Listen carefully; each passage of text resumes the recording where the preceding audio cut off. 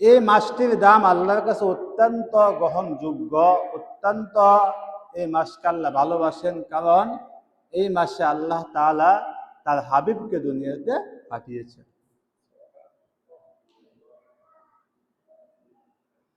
হযরত আদম আলাইহিস সালাতু ওয়াস সালামকে যখন জিজ্ঞেস করা হলো, ও আদম, আল্লাহ যখন তোমাকে চক্ষু দিয়েছিল দেখার জন্য, তোমাকে যখন দৃষ্টি শক্তি দিয়েছিল, তুমি চোখ মেলে কি দেখেছ?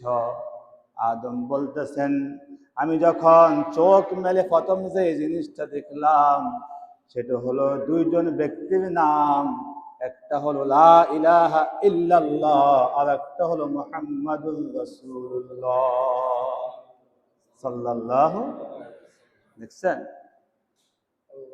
আদম বলতেছে আমি দুইটি নাম দেখেছি, একটা হলো লা ইলাহা ইল্লাল্লাহ আর একটা হলো মুহাম্মাদুর রাসূলুল্লাহ। অন্য একটি ইতিহাসের মধ্যে আসছে, যখন আল্লাহ তাআলা আদমকে জান্নাত থেকে বের করে দিয়েছেন, দুনিয়ায় পাঠিয়েছেন, আদম বিভিন্ন রকম দোয়া করতে লাগলেন, আল্লাহ কবুল করতেছে না। যখন আমার নবীর নাম নিয়ে দোয়া করলেন, আল্লাহ তাআলা দোয়া কবুল করে নিলেন।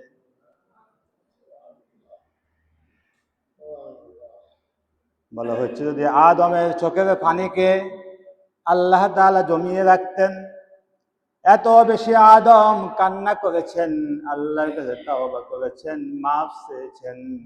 বলা হচ্ছে, যদি তার এই পানিকে আল্লাহ তাআলা জমিয়ে রাখতেন, একটি বিশাল সাগর হয়ে যেত।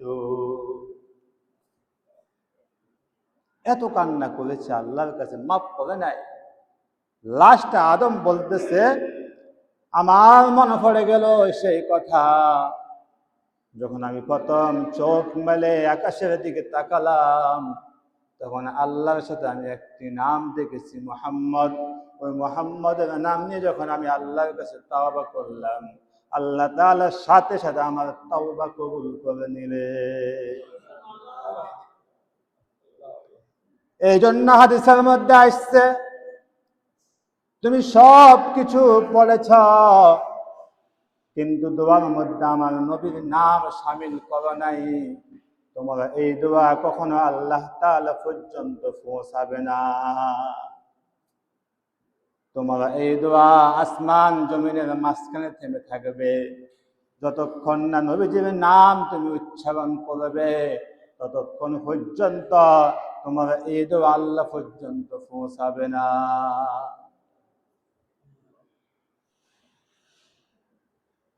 এই জন্য যেই কোনো দোয়ার আগে অবশ্যই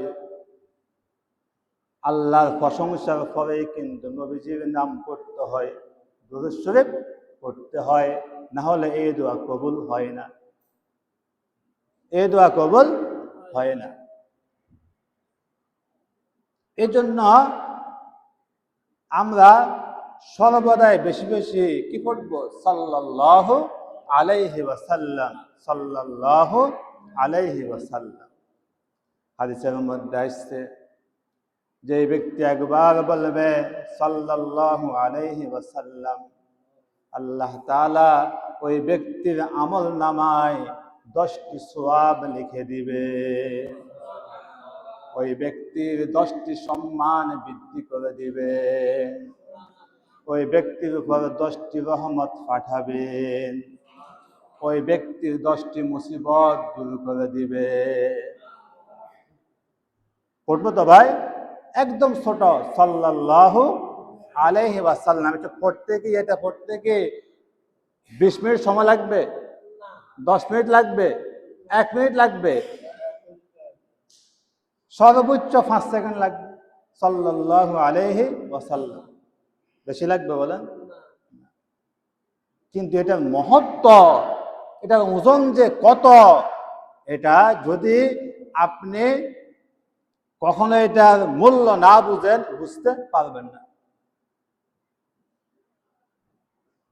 এই জন্য আল্লাহ তাআলা বলতেছেন, ইন্নাল্লাহা ওয়া মালাইকাতাহু ইউসাল্লুনা আলান নবী ইয়া আইয়ুহাল্লাযীনা আমানু সাল্লু আলাইহি ওয়া সাল্লিমু তাসলিমা।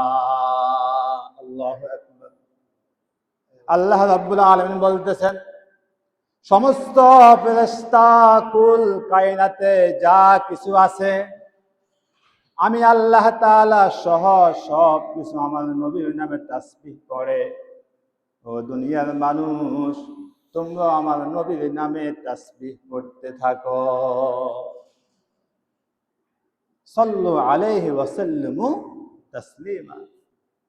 আমি আল্লাহ পড়তেছি, কুল কায়নাত পড়তেছে, আসমান জমিনের সকল ফেরেশতাকে পড়তেছে, তোমরা পড়ো সাল্লাল্লাহু আলাইহি ওয়াসাল্লাম। এজন্য নবীজির নাম শুনলে যে ব্যক্তি সাল্লাল্লাহু আলাইহি সাল্লাম বলবে না, ওই ব্যক্তির উপর আল্লাহর লানত, নাউযুবিল্লাহ। হাদিসে কি আসছে বলেন তো? যে ব্যক্তি নবীজির নাম শুনে কি বলবে না, সাল্লাল্লাহু আলাইহি সাল্লাম বলবে না, ওই ব্যক্তির উপর আল্লাহর লানত পড়বে, নাউযুবিল্লাহ। আমরা অনেক সময় জিমাই থাকি, মসজিদে আসলে আমরা কি বেশি জিমাই, এরপরে বললে অনেকে হয়তো রাগ হয়ে যাবে। দেখা যায় 1 মণ দামুন্নে বস্ত্র মাথায় নেই, সমস্যা হয় না, কিন্তু মসজিদে আসলে স্যাঁড়া বসতে না, নামাজ পড়তে পারে না। কিন্তু আমি হাদিসের যে সত্য কথা এটাই বলতেছি, যদি কারো একান্ত কষ্ট হয় তাহলে বলছে প্রয়োজনে ফা মেলে বসো, প্রয়োজনে ফা পশ্চিম দিকে মেলে বসো, ইশারাতে নামাজ পড়ো। এরপরে বলছে স্যার বসে কি নামাজ পড়া যাবে না। এটা কেন বলেন তো? এটা এই জন্য, মনে করেন আপনি বাদশার কাছে সাহায্য চাওয়ার জন্য গেছেন, যদি আপনি সোফার মধ্যে বসে বলেন বাদশাহ আমাকে সাহায্য করেন, সাহায্য দিবে? বেটা বেকুব, আমার কাছে সাহায্যের জন্য আসছে, হে বসে গেছে কোথায়? সোফার মধ্যে, ঠিক না ভাই? তো দুনিয়ার সামান্য বাদশা যদি মাইন্ড করে, তাহলে আমরা নামাজ হচ্ছে দোয়া। নামাজ কি বলেন তো? নামাজ কি? দোয়া। নামাজ মানে কি? দোয়া। তা আমরা যার কাছে চাইতেছি তিনি হচ্ছেন বাদশার বাদশাহ, তিনি হচ্ছেন যার কোন কুলিল্লাহুম্মা মালিকাল মুলক, যার ক্ষমতা স্থায়ী, যার ক্ষমতা কখনো যাবে না। তিনি আসমান জমিন তামাম জাহান সৃষ্টি করেছেন।